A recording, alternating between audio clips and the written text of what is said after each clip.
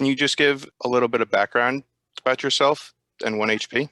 Absolutely. My name's Cait McGee. I'm a physical therapist. I've been a physical therapist since 2015. I've been working in, esports medicine for about the same amount of time, even before we used the term esports medicine to refer to what we were doing. Back then, I mostly called it yelling at gamers to have better posture, just politely. So I started doing work in gaming in about 2015. In 2016, I teamed up with Matthew Hohn, who is also a physical therapist based off of the other coast of the US. And together we co-own 1HP. 1HP is a health and performance company that employs physical therapists primarily, but also we've worked with clinical psychologists, chiropractors, athletic trainers, sports psychologists, with the goal of helping players play more and hurt less. Sometimes that looks like running community health booths at tournaments. Sometimes that looks like doing telehealth consults, which have gotten even more popular when we're in the midst of a pandemic. Sometimes that looks like doing health and performance coaching for professional teams. Sometimes that looks like designing health and performance programming for colleges and middle schools and high schools. So it really is kind of whatever is needed in the community at the time. And I suppose I've been doing all of that and wearing various hats in the process since I got started about 6 years ago now. What is your educational background? Do you have any degrees or any certifications? So my undergraduate degrees are, I have a bachelor's of science in exercise and sports science, as well as in neuroscience, with a minor in biology. The bio minor was accidental. I took too many science courses and ended up with a minor. And then I have a master's in anatomy and clinical health sciences and a doctorate of physical therapy. That's from the University of Delaware. Why and how often do esports athletes need to travel? So right now, that answer is a little bit different, but I suppose that's mostly because there's a pandemic. So I'm going to answer this in the general normal year sense. The why for most players is tournaments take place around the world. They need to be at those tournaments because competing over a wired internet connection, there's going to be some amount of lag, which means that things are going to be less accurate. Competing on the same local area network guarantees that everybody is kind of operating at the same baseline in terms of kind of gear functioning properly. A lot of times teams will travel out 2 or so weeks before tournament so that people can start getting adjusted to the new time zone that they're going to be in.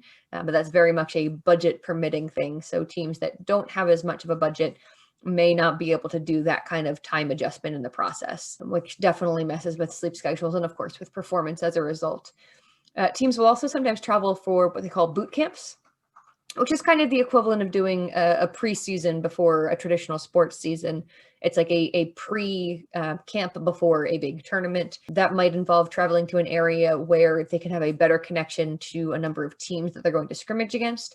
It might involve traveling to a facility that offers a broader degree of services, such as clinical psychology, performance coaching, and sometimes health and fitness services like us. Sometimes they'll travel to present as broadcasters for those tournaments, even if they're not competing. Sometimes they'll just attend as a commentator, kind of an expert analyst. But for the most part, players are traveling minimum of one time a month, sometimes more than that. And the same thing goes for any support staff that works with them, obviously. What do you think is the most difficult part about traveling with esports athletes?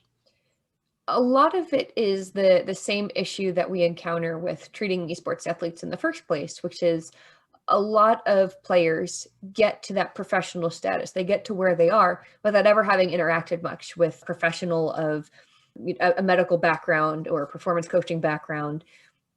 And so there's this immediate kind of barrier of, I didn't need you to get here. Why do I need you now? And the same thing happens when you're traveling. Players are like, I've always adjusted just fine, or, I've made it work. I've found a way to make it work. So there's that degree of self-efficacy that we as practitioners don't ever want to take away. And that particular hurdle is definitely the biggest, personal issue that you can run into with players sometimes. On a broader spectrum, the most difficult part about traveling with esports athletes kind of in general is visa issues, which are rampant in esports. Esports is not as widely recognized as, say, traditional sports. And so a lot of countries will have issues with what appears to be a young, relatively unattached individual entering the country, which of course raises suspicions for someone who's planning to, overstay their visa and stay there, which I get why there's that concern, but I think a big part of that issue is there's just not an understanding of what esports competitors do, how tournaments function, and kind of how that is and isn't on par with traveling for a traditional athletic event. What do coaches really do to take the pressure off esports athletes while traveling? So one of the biggest things with anyone who's traveling for a competition, traditional or non-traditional athlete, is this concept of decision fatigue, which is to say when you're competing, you are expending cognitive energy, headspace, bandwidth, however you want to refer to it, on the decisions of your game, on your ability to block out crowd noise, on your ability to communicate and interact with your teammates, to deal with the strategies of the other teams. If you're also having to spend time and energy, decision-making capacity on things like where am I going to stay? How am I going to get from the hotel to the tournament venue? What am I going to eat? Where am I going to eat? How am I going to afford what I'm going to eat? When am I going to be able to do that? All of those things are distractions that athletes of any caliber then have to grapple with. So having coaches and support staff who are able to reduce that decision fatigue, both in terms of those logistics capacities, but also in terms of designing what a team's warm-up structure might look like. A coach can design that for them, setting what a team's schedule is going to be for them, so that rather than having to plan things out themselves, they're given, this is a block of free time, this is a block you will be at the tournament venue, here are the things we will be doing during that tournament venue time. That kind of structure is very valuable for any athlete, traditional or non-traditional, and I think that's one of the most important thing that coaches can provide. What adjustments need to be made in the time zone changes that they experience? So that's a pretty big one. The extent to which your circadian rhythm and your sleep quality in general affect your performance, your injury risk, your cognition, they're all really well documented. It's incredibly important, if at all possible, for players to have some time to just adjust to the new time zone before they start playing in that new time zone. Some of the things that we'll have players do is making sure that they have access to preferably natural sunlight when they first wake up. So waking up and immediately going for a 10-minute walk, or even just sitting next to a window while you're eating your breakfast. Also using things like meals to help reset your circadian rhythm, rather than, doing something crazy like staying up 21 hours to try and get back to a normal bedtime.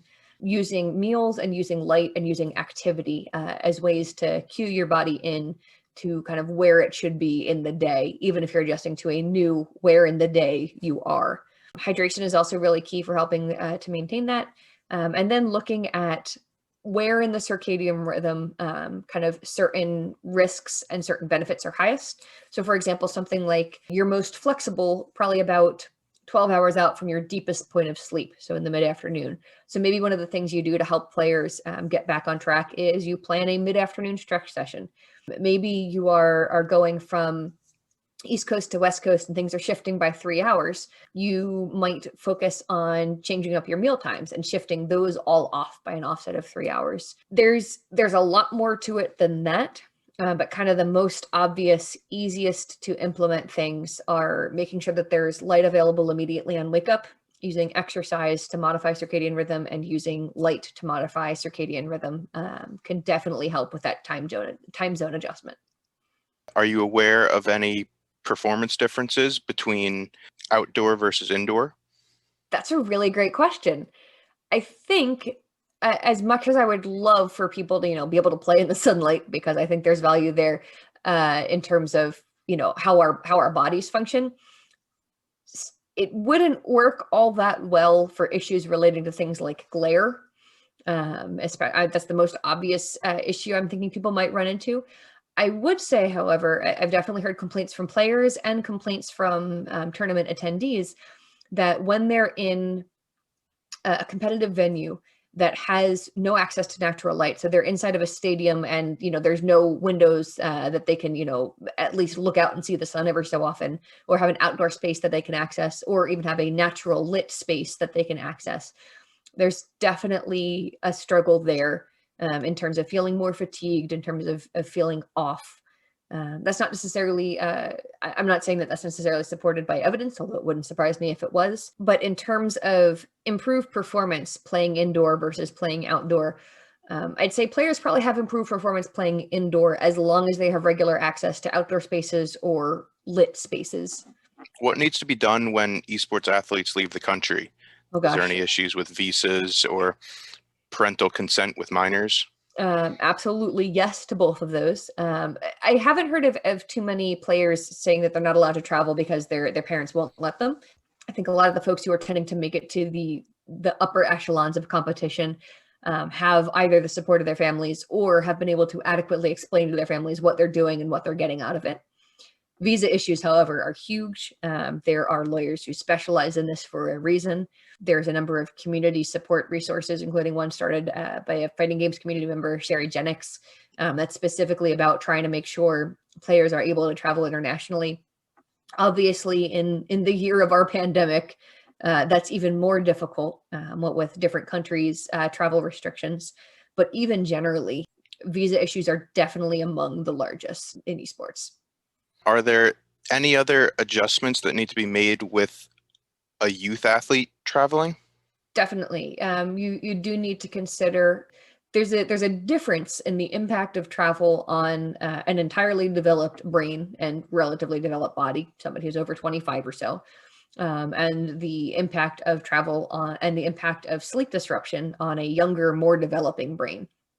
Sleep disruptions, well, we tend to think of teenagers as made of rubber and incredibly resilient. Sleep disruptions do have more of an impact in teenagers than they do in that kind of younger adult population, just because the amount of energy that the brain demands to not only function but to continue developing in a younger athlete is even higher. So there's definitely even more of a necessary emphasis on schedule, structure, reducing decision fatigue, and supplying adequate adjustments between time zones. What equipment do esports athletes generally need to bring while they're traveling? I have to give a very PT answer here. The answer is it depends. Tournament venues will often have requirements as to what peripherals, keyboard, mouse, monitors will be used. If you're going to bring your own equipment, it will often have to be verified at the venue to make sure that there's no software that's been placed on it, nothing that would affect the gameplay in any way, shape, or form.